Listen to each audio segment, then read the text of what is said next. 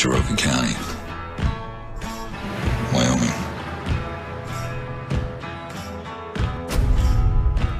You get right down to it, it's not all that different from New York City. Both have their good points and their bad points.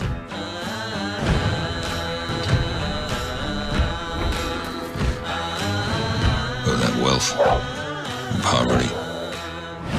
Both have problems with race, corruption, violence, greed, and murder. But Absaroka County is something that New York City will never have. They have me.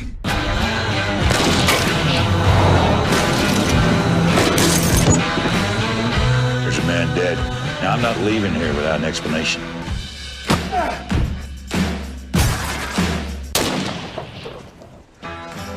I'm a patient man. Help me.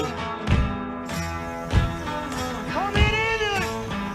I don't have a cell phone.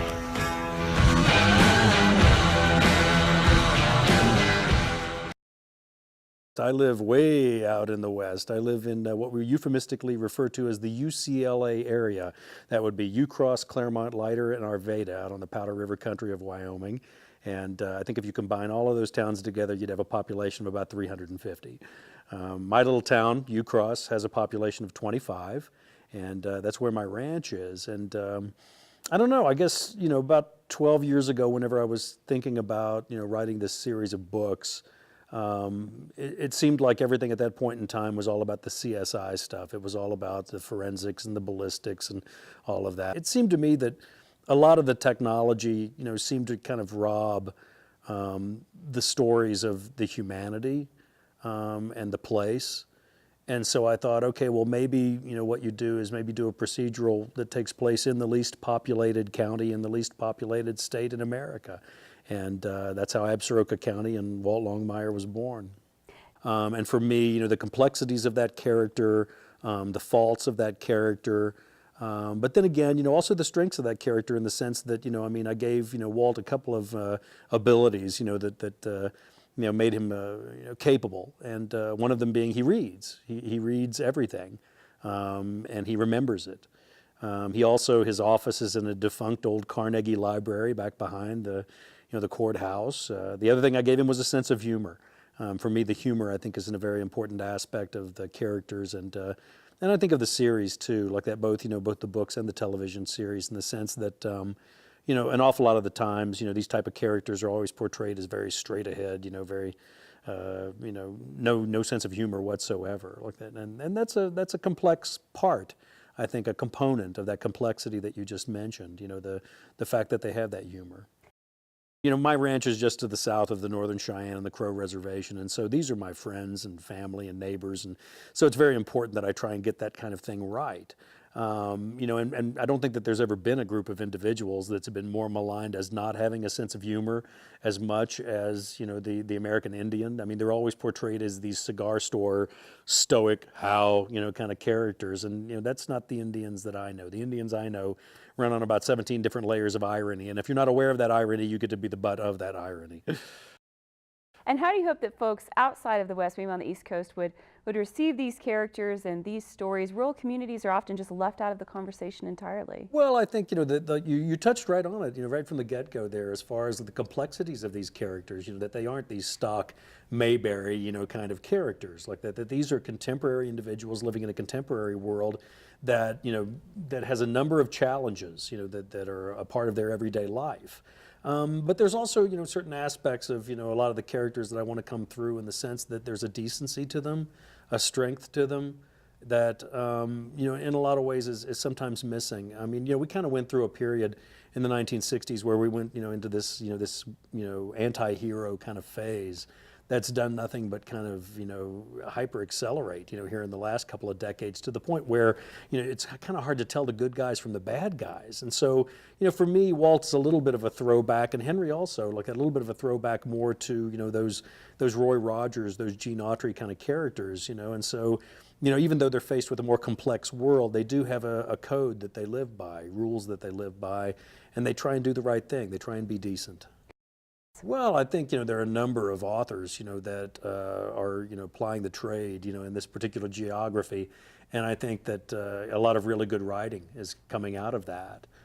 Just the West, as a whole, like there's a lot of really good Western writing going on right now, and there has been. I mean, you can't forget about the authors that came before, the Walter Van Tilburg Clarks, the Jack Schaefers, the Dorothy Johnsons, and then there's no way that I can be here in Albuquerque and not mention Tony Hillerman, who was a great influence on me and a truly marvelous individual. Generally, whenever I use real people in the books, they generally don't mind. It's kind of funny like that because one of my favorite quotes is from another Western writer, Wallace Stegner, who said that the greatest piece of fiction ever written is that disclaimer at the beginning of every book that says nobody in this book is based off of anybody alive or dead. What a crock that is. I mean, that's your job, to go find interesting people and populate your books with them. Well, the problem with that, of course, is that the state where I come from only has 500,000 people in it. I don't know. I'm kind of a working class blue collar author. I mean, I sit down and I write. I mean, I've got a ranch, and so the old statement is the animals won't wait. So I'm always up before the sun, get everything kind of squared away at the ranch, and then sit down and write. And I've been extraordinarily fortunate in the sense that I really enjoy what I do. And maybe it's because I did so many other things before I finally got to the chance where I could write these books. And fortunate once again in the sense that the only thing that I was hoping to accomplish is that I was hoping I would sell enough books so I could continue writing books. That's all I was shooting for, and we've accomplished that after a short period of time. It's awfully nice, I have to admit. 6 guys that get that role over and over and over again. And they're all fine performers, but for my money, they've kind of gone to the well one time too many.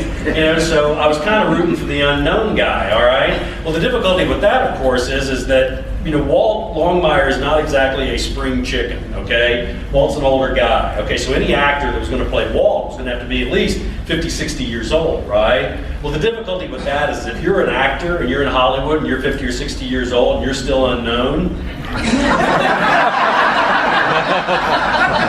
back me up on this.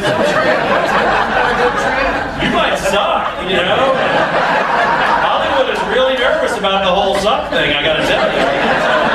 So then, whenever Robert, and it was funny, because they said, well, do you ever think about actors when you think about Walt Longmire? And I said, no, I've got friends and family, people I work with, and they're all the people that I look at as characters in my books. And they said, well, if you were to think about actors to play Walt Longmire, who do you think of? And I was like, Joel McCrea, Ben Johnson, Gary Cooper did a good Walt. They said that was no help at all because all those guys have been dead for 40 years. I told them I wasn't going to be much help in all of this. And so then they sent the DVDs. And so we're sitting there going through the DVDs, and we get to the last one. They had them rubber banded. And so I knew this is what they planned. They planned, for Robert Taylor to be the last DVD in the stack. And I pull it out and it says Robert Taylor, and I was like, well, they took my advice after all. I'm so glad you guys laughed. The Bernie crowd does not get that joke at all. But anyway, I put the DVD in, and this guy comes on, he's about 6'3", about 220 or so, and he's got lines on his face. He's got this gravelly voice, and he's really kind of clicking. He's really working. And one of the things that really was great about it is that in the audition, he's doing a notification of death. And law enforcement's the worst job you can get. Basically what you're doing is going to someone's home, a stranger's home, and telling them that their loved one is never coming home. It's just the worst job in the world. And Walt doesn't know this woman. He's never been in her home before. And Robert Taylor was the only actor that did this. That's our guy. His mom taught him basic decency, so we don't have to do that part at least. Right? So I'm feeling really good about Robert Taylor, and it's about then that my wife sitting behind me went, oh my. I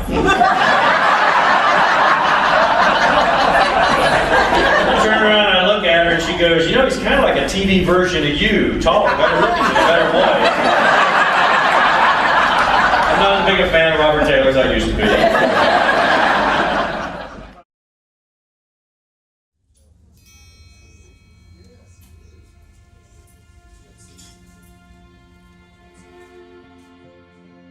What's more important?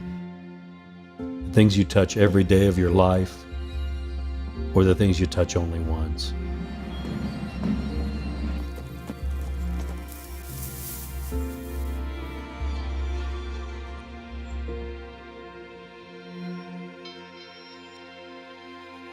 It's all a question of context.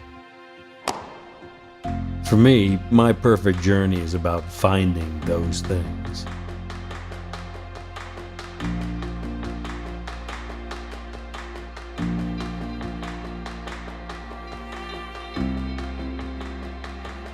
I discovered the Bighorn Mountains when I delivered horses down from Montana. I was young and never forgot them. I bought some property up near the town of Ucross, Wyoming. Population 25. Wyoming is the least populated state in America, but the people that are there choose to be there. That's where I built my ranch and began my writing career.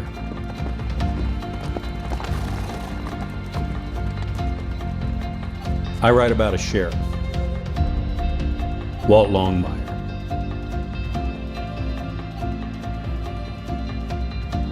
For me, it's important to touch the things my characters touch. Do the things that they do in the places where they do them. And take yourself on a journey not unlike those of your characters. Sometimes it's a little tough to make those journeys, but they're the most satisfying.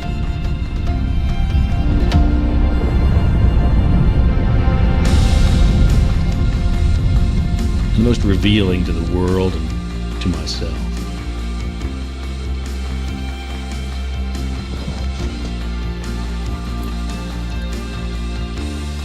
My job is to get out there and feel the things that mean something.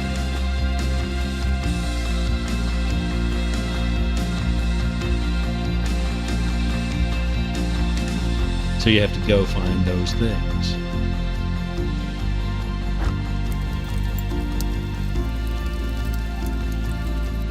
And then write something about them. I'm Craig Johnson, and that's my perfect journey.